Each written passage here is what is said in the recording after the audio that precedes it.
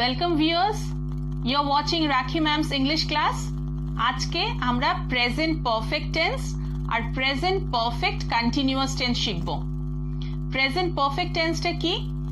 কোনো কিছু খুব রিসেন্টলি ঘটেছে আর তার রেশটা এখনো আছে, মানে something which has happened very recently and the effect is still there. আর প্রেজেন্ট পারফেক্ট টেন্সে আমরা হ্যাজ হ্যাভ ইউজ করব। যেমন ধরো এক্ষুনি কেউ বেল বাজিয়ে আমার বাড়িতে ঢুকলো, তখন আমি কি বলবো? He has come. ঠিক আছে, তখন হি কেম বললে কিন্তু ভুল হয়ে যাবে, আমাদের বলতে হবে হি হ্যাজ কাম। যদি বলি ডক্টর এসে গেছে, মানে এক্ষুনি ডক্টর এলো, তখন আমরা কি বলতে পারি? The doctor has arrived. The doctor arrived বললে হবে না, দ্য ডক্টর হ্যাজ অ্যারাইভড। এবার ডক্টর সিঙ্গুলার বলে আমরা হ্যাজ বললাম। আর যদি বলি অনেকে এসে গেছে, মাই ফ্রেন্ডস, তখন বলবো মাই ফ্রেন্ডস হ্যাভ অ্যারাইভড। ঠিক আছে, এবার তাহলে আমরা এখানে কি শিখলাম? প্রেজেন্ট পারফেক্ট টেন্সে আমরা হ্যাজ আর হ্যাভ ইউজ করব। তার মানে যে অ্যাকশনটা ঘটেছে এক্ষুনি, তার এফেক্টটা আছে, এখনো পাস্ট হয়নি, আমরা সেখানে হ্যাজ আর হ্যাভ দিয়ে কথা বলবো। এবং হ্যাজটা বসবে থার্ড পারসন সিঙ্গুলার নাম্বারের সঙ্গে, আর first person, second person, third person plural, যেমন they, my friends, girls, boys, এরকম যখন আমি বলবো তখনও হ্যাভ বসাতে হবে। এবার আমি তোমাদের কয়েকটা এক্সাম্পলস দিচ্ছি। যেমন আমি যদি বলি যে I have completed my work, মানে আমি আমার কাজটা শেষ করে ফেলেছি। শি হ্যাজ জাস্ট লেফট, মানে ও এক্ষুনি বেরোলো। কেউ হয়তো চলে গেল, কেউ হয়তো তোমার বাড়িতে এসেছিল, তার বাড়ির লোক তোমাকে ফোন করছে, তখন তুমি কি বলতে পারো? যে she has just left. She left বলবো না, আমরা বলবো শি হ্যাজ জাস্ট লেফট, কারণ তখনই ব্যাপারটা হয়েছে। ধরো তুমি একটা ক্যাব কল করেছো, সে ক্যাবটা এসে দাঁড়িয়েছে, তখন আমরা কি বলবো? The cab has come, my car has come. ঠিক আছে, কারণ এক্ষুনি এলো। তখন আমরা এই হ্যাজ বা হ্যাভ দিয়ে আমাদের কথাটা বলতে হবে। আর এখানে তোমাদের আরেকটা জিনিস মনে রাখতে হবে প্রেজেন্ট পারফেক্ট টেন্সে, which is very very important, that is after has have we have to write the past participle form of verb, or we have to say the past participle form of verb. যেমন go, went, gone, সেই গনটা হচ্ছে past participle form of verb, আবার third form of ভার্বও বলা হয়। তাহলে আমরা has have এর পরে কিন্তু গো বা ওয়েন্ট ইউজ করি না, আমরা কি করি? ওয়েন্ট, আমরা কি করি? গন। তাহলে গো, হ্যাজ গো বলবো না, হ্যাজ ওয়েন্ট বলবো না, হ্যাজ গন বলবো। এবার কিছু ক্ষেত্রে যেমন পাস্ট টেন্স আর পাস্ট পার্টিসিপলটা সেম হয়, যেমন ধরো অ্যারাইভড এর ক্ষেত্রেই ওটার অ্যারাইভ, পাস্ট টেন্স অ্যারাইভড, আবার পাস্ট পার্টিসিপলও অ্যারাইভড, সেক্ষেত্রে আমরা হ্যাজ অ্যারাইভড বলতে পারলাম। ফিনিশড এর ক্ষেত্রেও আমরা বলতে পারি she has finished her work. তাহলে ফিনিশড হলে পাস্ট টেন্সও ফিনিশড, আবার পাস্ট পার্টিসিপলও ফিনিশড। এরকম কিন্তু অনেক জিনিসের, যেমন ইট, এট, ইটেন, সেন্ড, সেন্ট, সেন্ট। অনেকে বলে শি হ্যাজ সেন্ট, ভুল করে বলে দেয়, কিন্তু হ্যাজ হ্যাভ এর পরে আমাদের সেন্ট বলতে হবে। কেন না? সেন্টটা হচ্ছে past participle form of verb, আমরা হ্যাজ হ্যাভ এর পরে আমাদের পাস্ট পার্টিসিপল ফর্ম অফ ভার্বটাই ইউজ করতে হবে। আর এই জন্য তোমরা যারা নতুন শিখছো বা শিখেছো, ভুলে গেছো, পাস্ট পার্টিসিপল ফর্ম অফ ভার্বটা কিন্তু ভীষণ ভালোভাবে লার্ন করে ফেলবে, সেখানে যেন কোনো ভুল না থাকে। কারণ অনেক সময় আমি দেখেছি যেমন HURT হার্ট বা SPREAD স্প্রেড, এইগুলোর ক্ষেত্রে কি হয়, অনেকে পাস্ট টেন্সে বা পাস্ট পার্টিসিপল ফর্ম যখন লেখে তখন স্প্রেডেড, হার্টেড এসব লিখে ফেলে।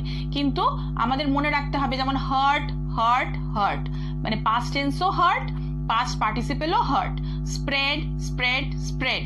ওকে, তাহলে ইট হ্যাজ স্প্রেড, মানে তোমার যদি ইট হ্যাজ স্প্রেডেড বলে দাও তখন তো ভুল হয়ে যাবে। তাহলে তোমাকে সঠিক জিনিসটা, মানে কারেক্ট যে পাস্ট পার্টিসিপল ফর্ম অফ ভার্বটাও জানতে হবে এই প্রেজেন্ট পারফেক্ট টেন্সটা বলার জন্য। তাহলে আমরা কি বললাম? প্রেজেন্ট পারফেক্ট টেন্সটাতে আমরা হ্যাজ হ্যাভ দিয়ে বলবো, হ্যাজ হ্যাভ এর পরে পাস্ট পার্টিসিপল ফর্ম অফ ভার্বটা ইউজ করব।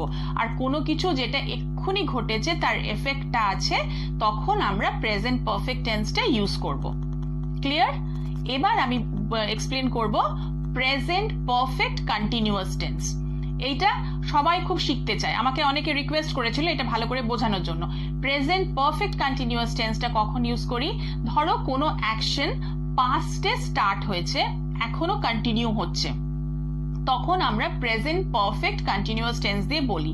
আর আমরা এখানে পিরিয়ড অফ টাইম বা পয়েন্ট অফ টাইমটা মেনশন করি, মানে কতক্ষণ ধরে হচ্ছে, মানে পিরিয়ড অফ টাইম, আর পয়েন্ট অফ টাইম মানে কটা থেকে হচ্ছে।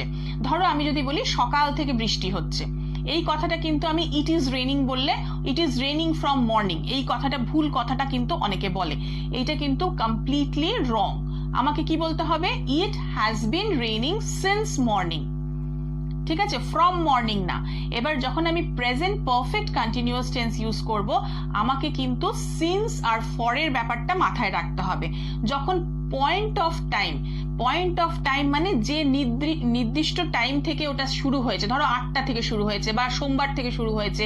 পয়েন্ট অফ টাইম মানে কোনো একটা টাইম যেখান থেকে কোনো একটা অ্যাকশন স্টার্ট হয়েছে, সেটা 2001 থেকেও স্টার্ট হতে পারে বা 1 ঘন্টা আগে থেকেও স্টার্ট হতে পারে। আমাদের কিন্তু তখন সিন্স দিয়ে বলতে হবে, ঠিক আছে। Like I have been learning since 2001, তাহলে 2001টা কি? একটা পয়েন্ট অফ টাইম, একটা নির্দিষ্ট সময়ের কথা বলছি, সেক্ষেত্রে আমাকে সিন্স 2001 বলবো, কিন্তু ফ্রম বলবো না। অনেকেই এটাকে ফ্রম বলে ফেলে, এটা খেয়াল রাখবে।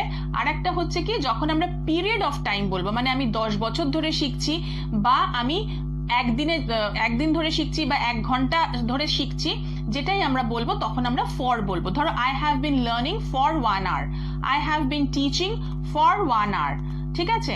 তাহলে আমি যখন পিরিয়ড অফ টাইম বলছি 1 hour, 1 year, 5 years, তখন কিন্তু আমি কি বলবো? ফর দিয়ে বলবো। যে I have been teaching for 4 years, তাহলে আমি 4 বছর ধরে পড়াচ্ছি, তখন আমি বলবো for 4 years। She has been teaching for 2 years, তাহলে ফর 2 years বললাম।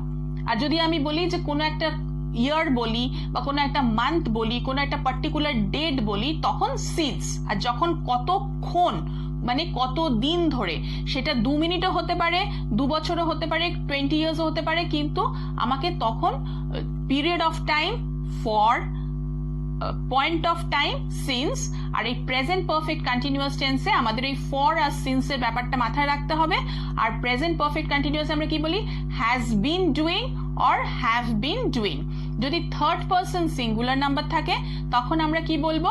Has been doing. ধরো Rohan has been writing since 8 o'clock, ঠিক আছে। তাহলে রোহন 8টা থেকে লিখছে। আর যখন আমরা টাইম পিরিয়ডটা মেনশন করব না, তখন আমরা রোহন ইজ রাইটিং বলে দিলেই আমাদের হয়ে যাবে যে রোহন কি করছে? Rohan is writing. কিন্তু আমি যদি বলতে চাই যে রোহন 8টা থেকে লিখছে, তখন আমাকে বলতে হবে Rohan has been writing since 8 o'clock। আর তাহলে প্রেজেন্ট পারফেক্ট কন্টিনিউয়াসে কিন্তু বিন কথাটা আমরা আনতে হবে। আর আইএনজি, কন্টিনিউয়াস বলছি, তাহলে ভার্বের সঙ্গে আইএনজি হবে, হ্যাজ হ্যাভের সঙ্গে বিন হবে, আর প্লুরাল থাকলে হ্যাভ হবে, আর সিঙ্গুলার থাকলে হ্যাজ বিন ডুইং হবে, আর প্লুরাল থাকলে হ্যাভ বিন ডুইং হবে। এইটা আমাদেরকে মনে রাখতে হবে।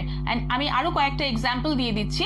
যেমন ধরো আমরা বলতে পারি যে children have been playing for 2 hours, যে বাচ্চারা 2 ঘন্টা ধরে খেলছে। She has been working for 1 hour, ও 1 ঘন্টা ধরে কাজ করছে। তাহলে এই ধরনের she has been working for 1 hour, এইভাবে আমরা বলতে পারি।